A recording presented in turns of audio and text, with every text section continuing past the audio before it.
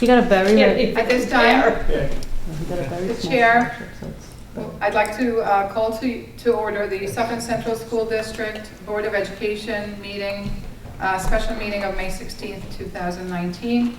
Let the record reflect all board members are present with the exception of Mr. Kern and Mr. Shapiro, who will be joining us shortly.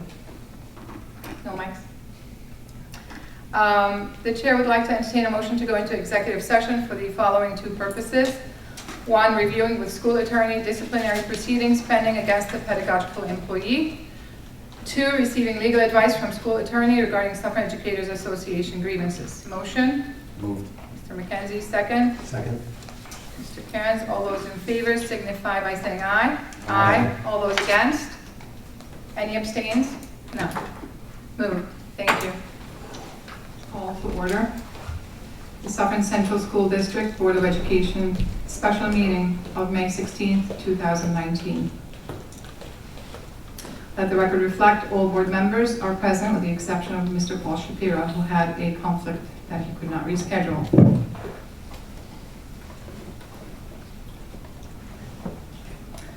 Kindly stand for the pledge. Pledge allegiance to the flag of the United States of America and to the republic for which it stands, one nation, under God, indivisible, with liberty and justice for all.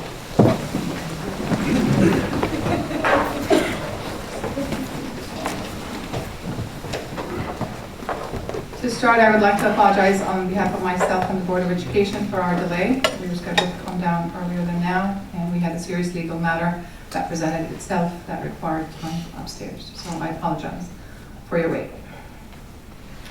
Secondly, the chair would like to entertain a motion to amend the agenda to add a statement by the Board of Education, a brief statement. Motion? Moved. Mr. McKenzie, second. Second. Mrs. Reamer. All those in favor signify by saying aye. Aye. Mr. Curran, is a yes?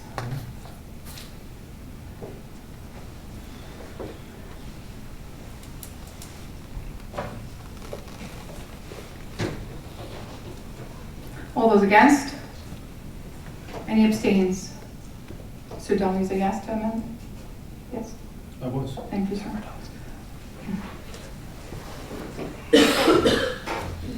The statement will be read first and prior to public comments.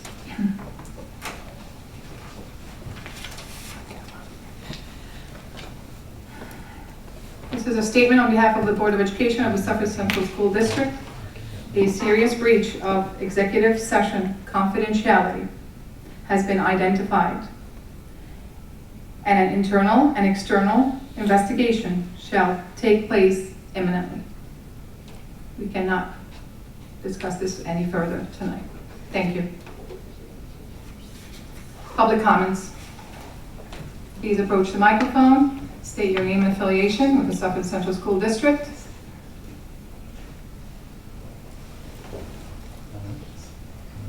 And Mrs. Campbell is going to alert us to the 3-minute limit. There will be 2 periods of public comments. This is only regarding agenda items. The second public comments are non-agenda items, so there will be a second one. There is no action item on this agenda, and this is the only statement we will make today. Seeing there are none, we will close the segment. We'll proceed to superintendent comments, acting superintendent comments. No comments. No comments. Thank you, Dr. Castaldo.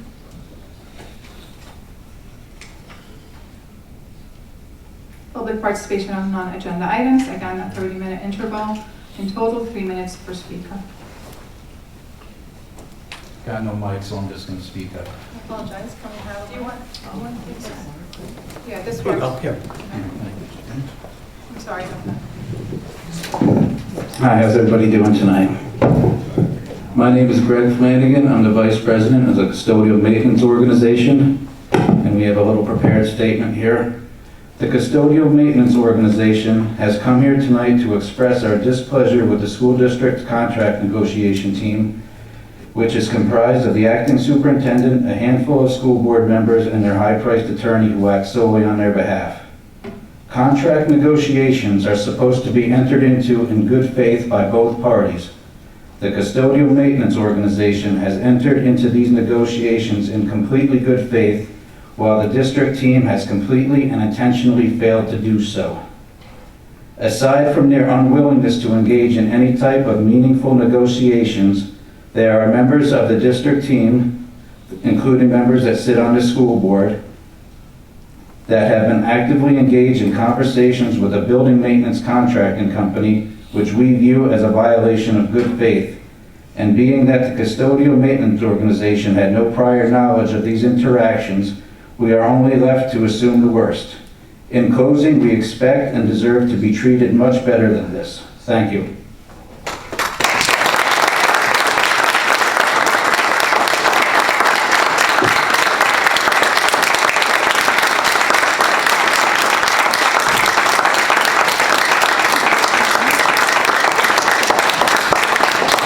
Any further comments, please approach the microphone.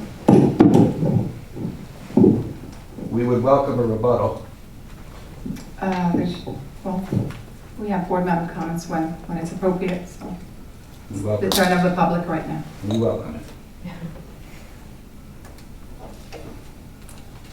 Seeing there are no additional public comments, we will close this segment. And actually, I bypassed the board member comments. I wasn't sure if any board members had comments, but I will advise Mr. Flanagan. Any further comments? Board members? Yes, I did it in the wrong order. That's fine. Does anybody else? I don't have to go first. Go ahead. Just turn. I was, we're out of order here, and I was actually going to just say a little something about what Mr. Flanagan just got up and said. There has been a lot of, at least I've been hearing, a lot of rumor, chatter, whatever you want to call it, about the custodial contract, about meetings that have been had with facilities management companies, and I just want to make sure that we do the right thing as a board, and I need to make sure that we're all provided the proper information, and if that's not happening, then it needs to happen. But I was going to say this before you got up, so I wouldn't take this as a rebuttal. This was sort of prepared before you spoke. But in any event, I just wanted to again say that we should be very careful in the types of meetings that we have and who's present in those meetings, and that's all. Mr. Reamer? I haven't heard any rumors, and I've been at executive sessions, and that's all I could say. I was under the impression everything was going fine. Mr. McKenzie, any comments? Mr. Cairns? Mr. Donald? I too would like to resolve our issues with the custodians, and also the secretaries. These are two units that work their butts off. And I would really stop nickel and diming them. Let's get this thing done and give them a fair increase that's fair to the taxpayer and to our employees. Absolutely.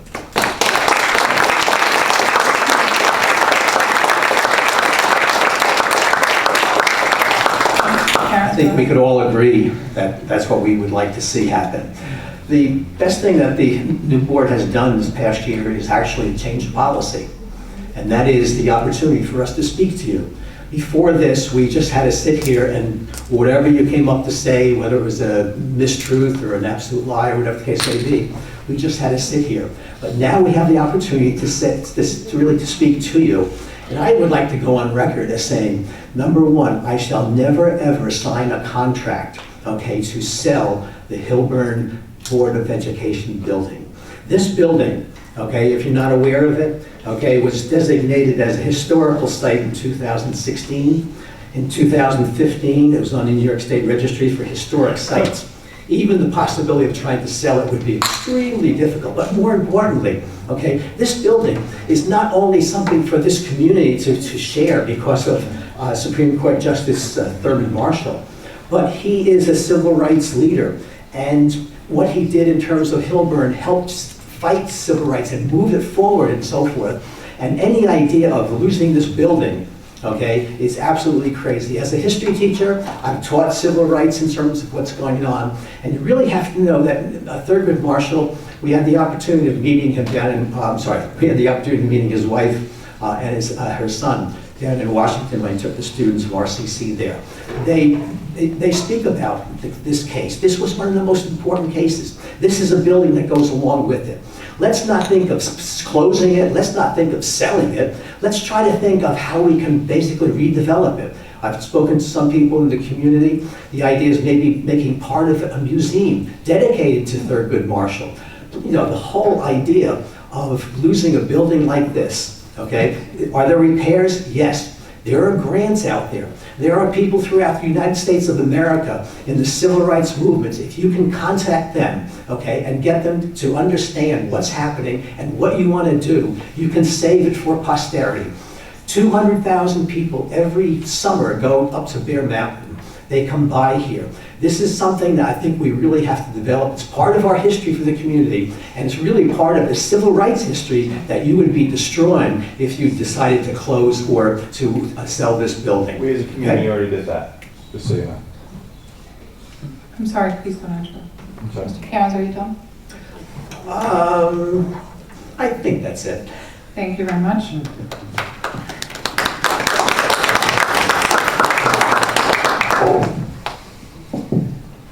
Coincidentally, there will be a ceremony to dedicate part of Route 17 that goes through the Hilburn, village of Hilburn, as the Justice Thurgood Marshall Highway. This ceremony is taking place tomorrow at 11 a.m. The public is invited to be there and to show our pride in our neighborhoods and the history that we have, that we should be protecting and very proud of. So the naming of the highway is at 11 a.m. There's supposed to be a reception to follow, and if it's raining, I don't know what the weather's supposed to be tomorrow. Great. So it's going to happen outdoors. I believe I sent the information to all board members. If you've checked your email, where everybody's going to assemble by A&J. Yeah, what's it called? A&J breakfast something. Breakfast cart or a lunch cart or something to that effect. So if anybody is interested in showing up, I'm sure it's open to the public. Senator Carlucci and Assemblywoman Jaffe had spearheaded the National Historical Site dedication of this building in 2016. And this is another step to maintain this history that happened in this building, which is very important.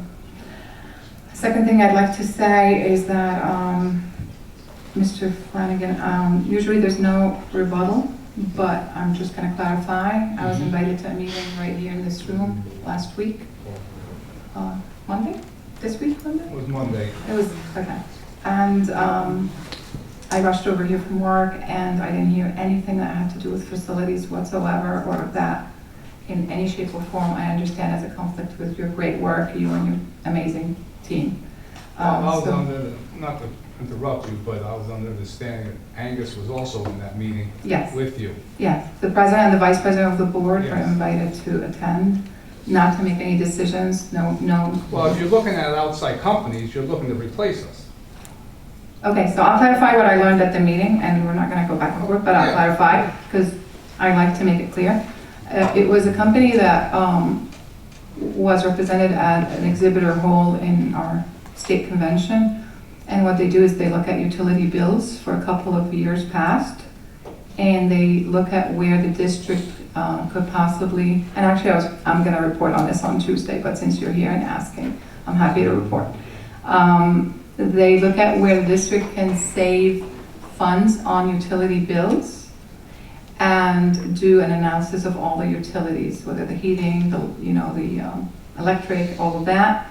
I understand the district is in some sort of an agreement that's very similar already. So the question to the administration for them to enlighten us whether it's possible to go from one to the other, but one would replace the other if that was legally possible. So we don't know the answer to that, and no recommendations were made to the board. So it's on the agenda for Tuesday to actually say what I'm saying now, and I'm going to repeat it then. And so there's been no decision made, and it has nothing to do with our custodial staff, at least. There wasn't any mention of that at all in the meeting I attended. The exciting part of the meeting to me was showing funds saved from the utility bills. If a district could save funds, how they're being used. They're being used to create some of the amazing spaces that we already have, like the creator spaces and the more modernized, more functional libraries, and a recording studio for the students that is pretty much 21st century. So the money is used back to the kids and back to the students, but it had nothing to do with our facilities staff. At least I didn't hear one word about that, and you know that we would not allow that. The other thing I'd like to clarify, there are no board members at the negotiating table for any of the contracts with our collective bargaining groups. This is a decision the board makes in this district and has been historically the case. Other districts, board members are at the table, but not in Suffern.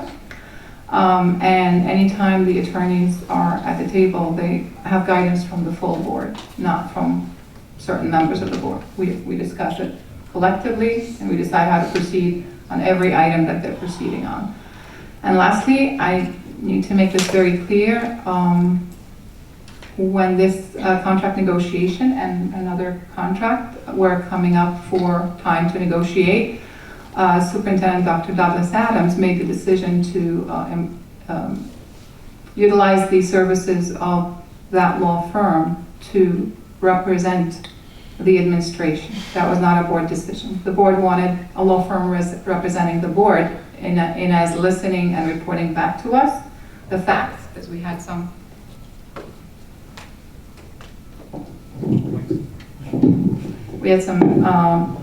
miscommunications happening with a couple of contracts earlier this year. So the board just wanted someone at the table reporting back the facts and letting us know what's going on.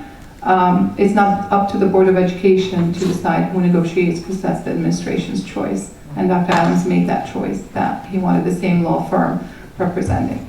I'm not going to go back and forth. I just wanted to clarify what I already know. My name is Robert DeBellis. I'm the president of our... One second, and that concludes my comments, but... I just want to say something to you. Dr. Adams, Anthony Kushera, and Harvey told me that they had a contract for me. They said, he actually told me that you guys, or one of you, I don't know who, put a stop to it. It was already to be signed without opening the contract. I'd love to talk to you after, so Okay. Thank you very much for your comments.